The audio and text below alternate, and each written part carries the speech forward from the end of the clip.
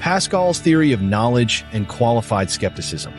Blaise Pascal, the 17th century philosopher, mathematician, and theologian, offers a fascinating exploration of the intersection between skepticism and faith. Although Pascal did not compile a single, unified theory of knowledge, his thoughts on the subject emerge from various essays and writings, which reflect his deep engagement with both empirical evidence and religious belief.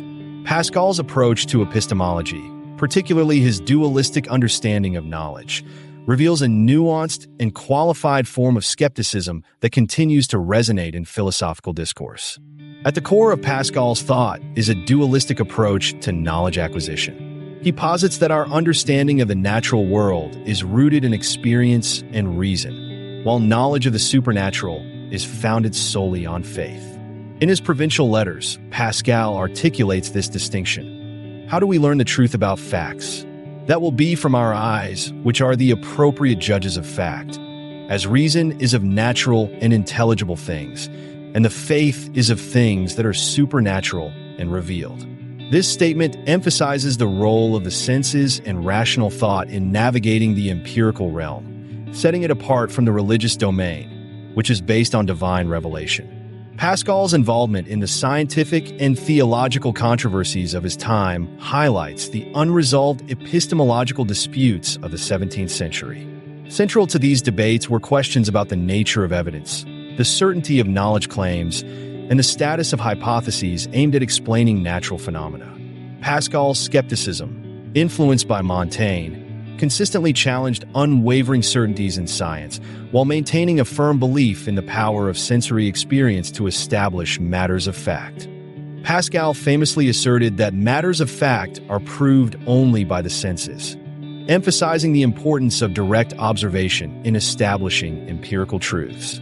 He demonstrated this conviction in his defense of Arnauld against accusations of heresy, arguing that factual questions could not rely on authority but required direct examination of evidence. Pascal went so far as to argue that even a pope could err in interpreting observable truths, asserting that authority is useless in that context. Pascal's defense of empirical knowledge was evident in his critique of the Jesuits' attempts to silence Galileo. He insisted that valid experimental observations could not be undone by ecclesiastical decree, famously stating that if one could produce unchanging observations supporting heliocentrism, all the men in the world could not stop it moving. This stance underscores Pascal's commitment to the idea that empirical evidence holds a certain authority in the realm of natural phenomena. However, Pascal also recognized the limitations of empirical evidence. He admitted that while sensory experience could reveal the secrets of nature, understanding and explaining these observations required reasoning. This acknowledgement led him to adopt a somewhat ambiguous stance on scientific hypotheses. While Pascal valued empirical observations, he was cautious about the certainty of scientific constructs, reflecting a foundationalist perspective in his work De l'Esprit Géométrique. Here, Pascal argued that certainties in knowledge should derive from established principles, aligning his physical inquiries with the rigor of mathematics. Yet, he limited the domain of genuine demonstrations to mathematics and related fields, highlighting the inherent uncertainty in scientific knowledge. In contrast to his approach to empirical knowledge, Pascal grounded religious belief in authority rather than reason. For Pascal, faith was not subject to the same scrutiny as empirical facts. It rested on historical and textual fidelity rather than rational argumentation.